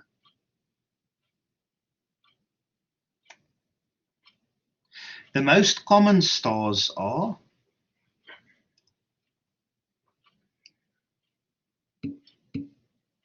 lower main sequence stars. How does a gas cloud become hot enough to ignite nuclear reactions? Yes, number B is correct. Question 26. What is the relationship between a light year and the orbital period of the Earth around the Sun?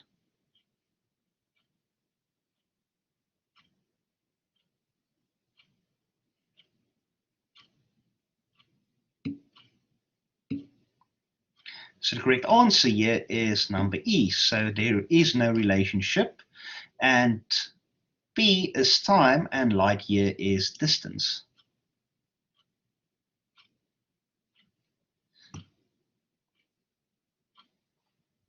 Light takes 8 minutes to reach Earth from the Sun. The Sun is approximately 400 times further from Earth than the Moon. How long does light from the Moon take to reach Earth?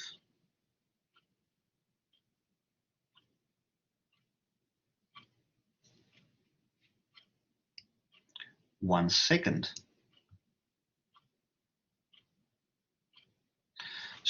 The star Alpha CMA has an apparent visual magnitude of minus 1.46, and the star Alpha Set has an apparent visual magnitude of 2.53.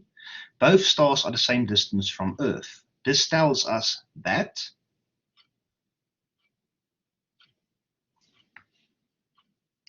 alpha CMA must produce more energy than alpha Z.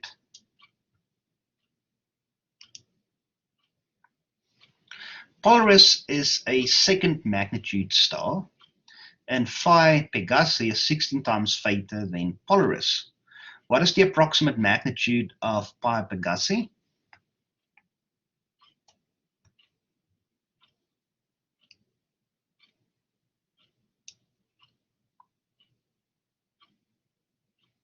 So here is one again. The ecliptic is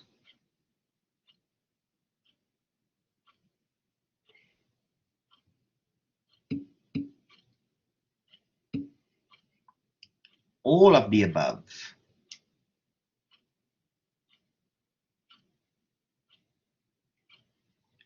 Question 31.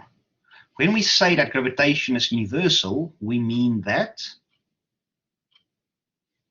it is a property of all matter. The force of gravity between objects depends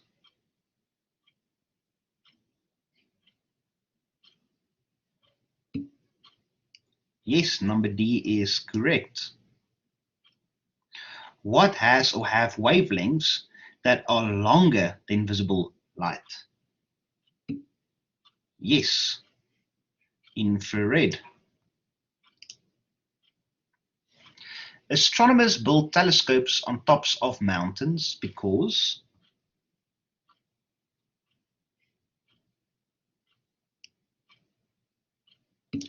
A and B.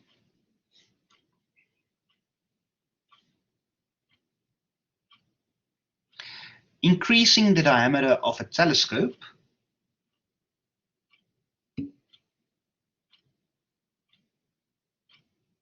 So CCDs are, that's the sensor on your camera that actually takes the picture.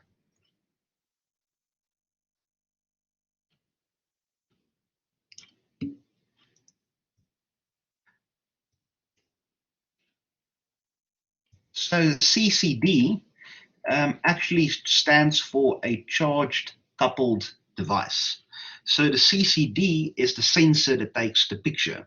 So generally, the rule of thumb is the bigger your CCD is, the more light it can see or fall upon it, the better image you will have. So that's why when you are into photography, and you look at your Canon cameras, Nikon cameras, Fujifilm, you usually look at what CCD the camera has, and you buy your camera depending on the CCD. Increasing the diameter of a telescope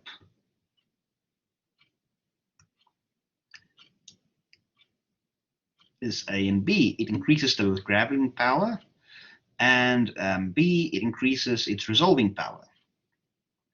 An atom can be excited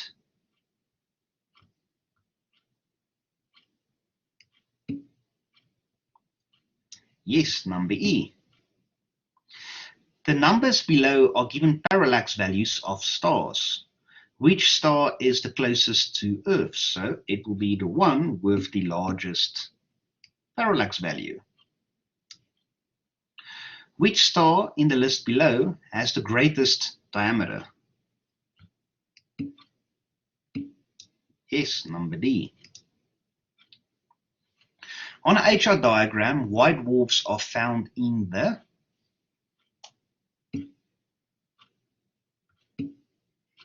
It is D, the lower left corner. Convection is important in stars because it... Yes, Mr. Lavuyo. So are they found in the lower left corner? Because and I'm speaking in terms of temperature, so this is because white dwarfs are small and so they radiate energy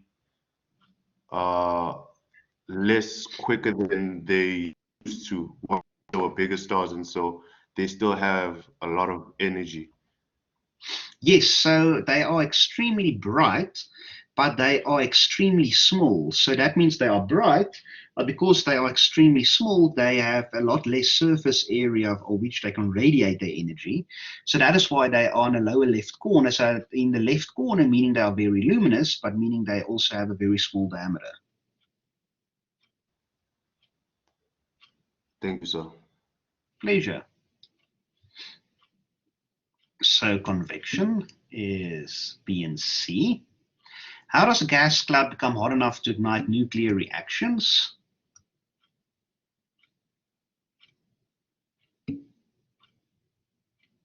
It's also because they are also so dense, we mean they burn a lot hotter.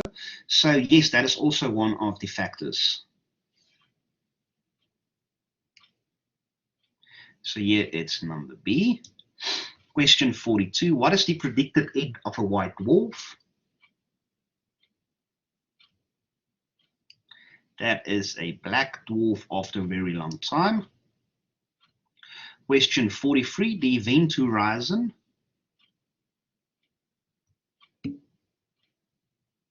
Yes, C, has a radius equal to the Schwarzschild radius. Question 44, a pulsar is? Yes, a rapidly spinning neutron star. A parsec is? The distance to a star whose parallax is 1 arcsecond. Question 46, the magnitude scale is logarithmic because?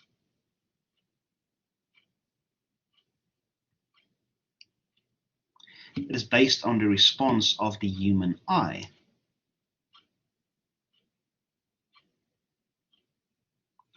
Question 47, the two most abundant elements in the sun are? Hydrogen and helium. Most of the light we see coming from the sun originates in the photosphere. Sunspots are dark because? Sunspots are cooler than the surrounding surface.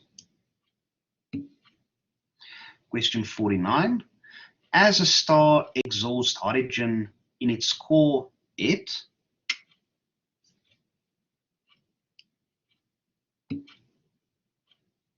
becomes cooler and more luminous.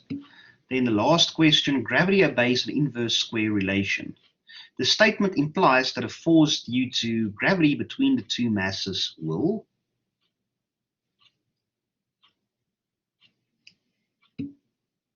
Yes, number B is correct. So that was now the memos for the SIG test and the semester test. Tomorrow I will go through the memo of the mock exam. And I will also be available to tomorrow's recap lecture if you have any questions available. I will also be able to help you tomorrow and Wednesday morning, as long as, again, it's within reasonable hours, via WhatsApp or email, or even if you want to set up a Zoom, Skype, Google Meets, or whatever session, I'm also available if you need help with preparations for the exam. But so far, from your answers you gave me and working together with these memos, you guys are really prepared for the exam and you guys should do fine.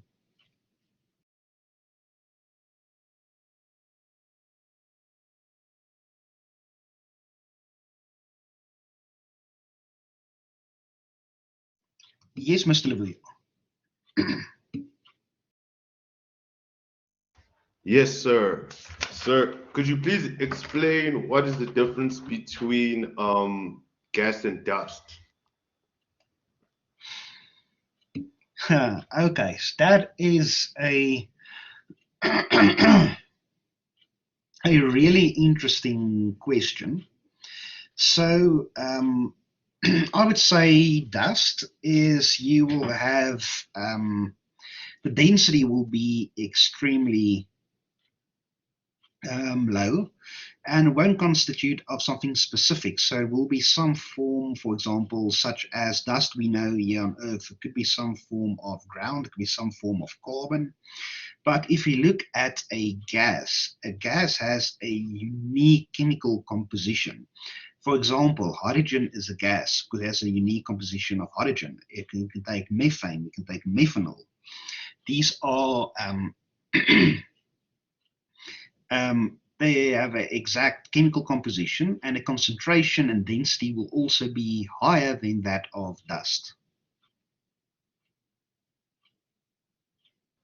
And so this concept is also the same with interstellar dust and interstellar gas. Yes, exactly. Yes, sir. So another question is,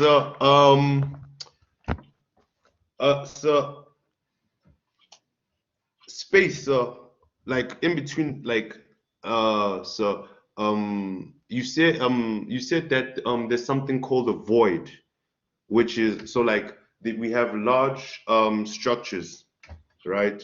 Which in which galaxies have formed, right? But then like there's also something called a void, where it's like Yes. the absence of galaxies.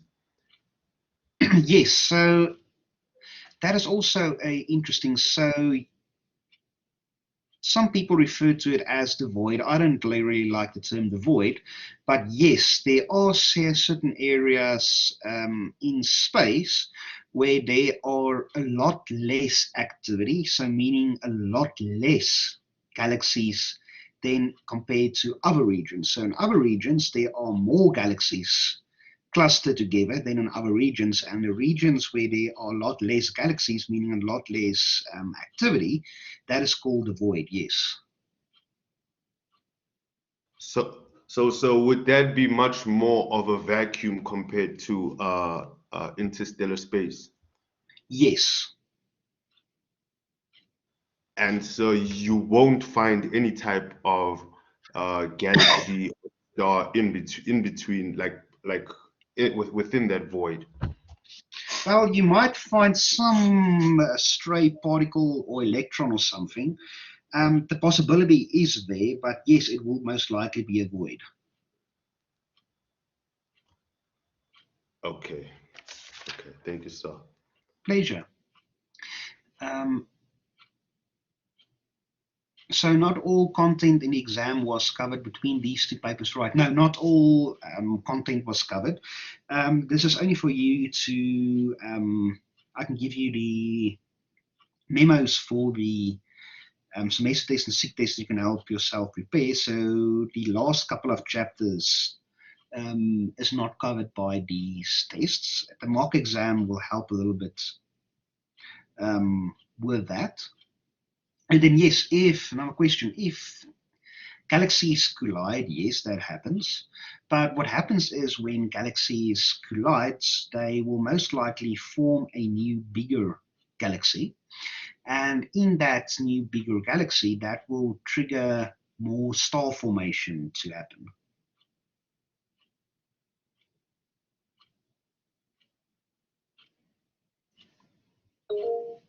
Yes, Mr. Lebuyo.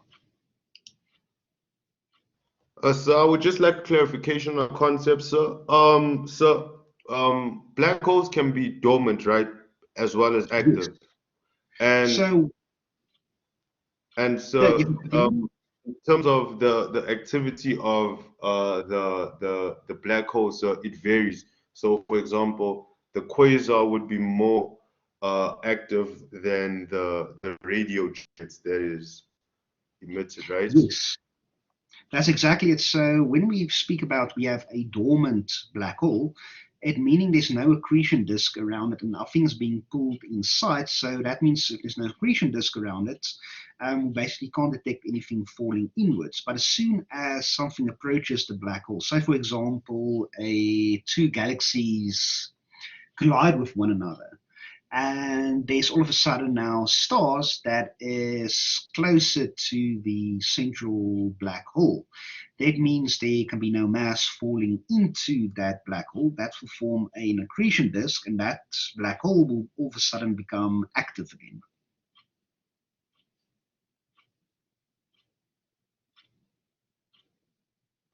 Thank you, sir. Pleasure.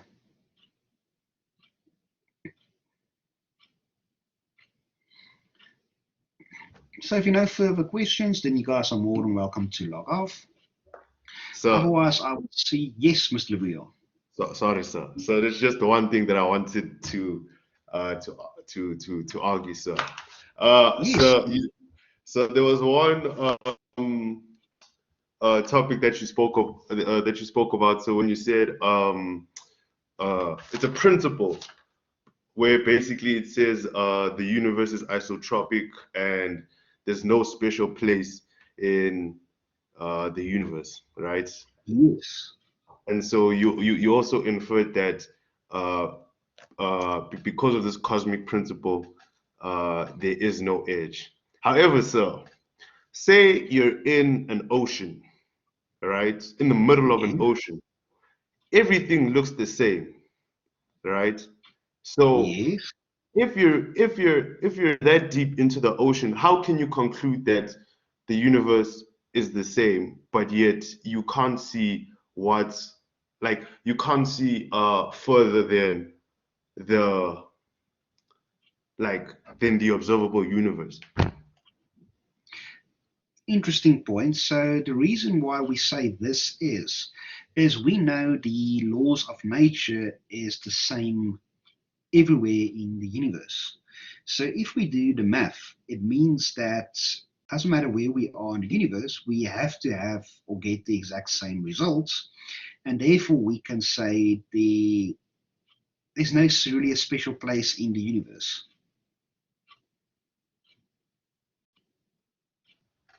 But but then so you have to admit that even mathematics has its limitations in terms of like when it comes to observation, sir.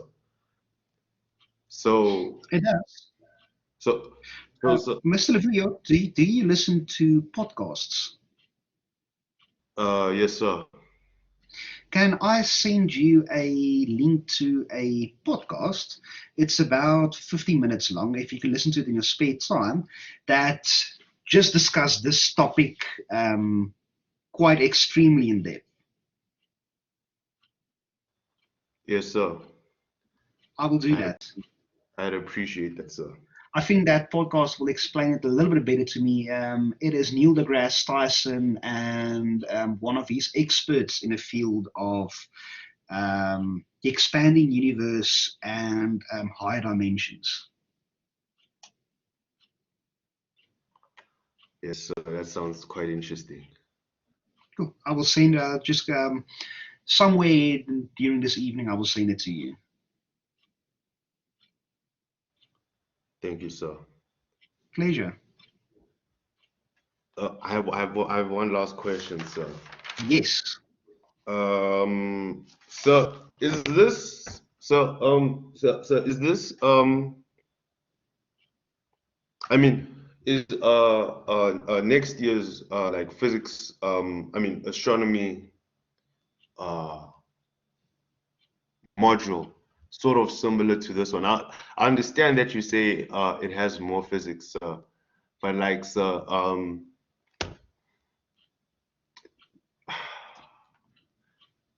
do you think that it is more interesting than this one? So the second year module, you are going to cover the exact same content, but remember this module that I taught you guys is open to all faculties. So meaning anyone can take this module. Anyone can take this module. I'll be right back. Just excuse me for one moment.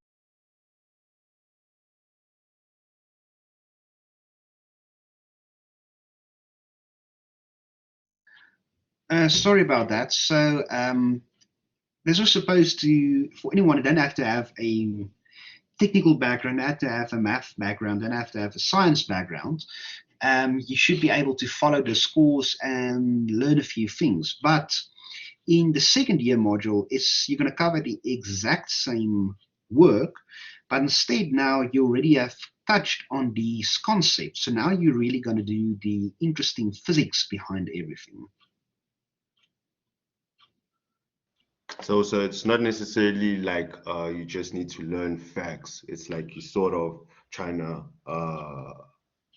figure things out. Yes, so for example, in the second year module, you're going to have a weekly practical as well. So due to COVID, things got a little bit buggered around. So what we usually did in the practicals, we usually gave you a telescope and something physical to observe and do calculations on it. But due to COVID, that has now fallen away and we can't do it currently. So what we did last year is, and it will most likely happen this year as well, we're going to teach you how to use IPython, and then you're going to use the concepts you learned in class to calculate something interesting.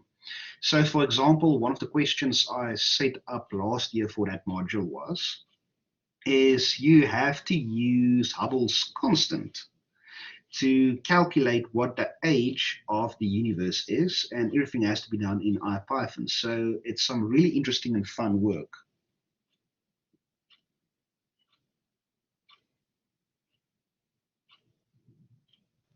Yes, sir. Yes, sir. I hear you, sir. Thank you, sir.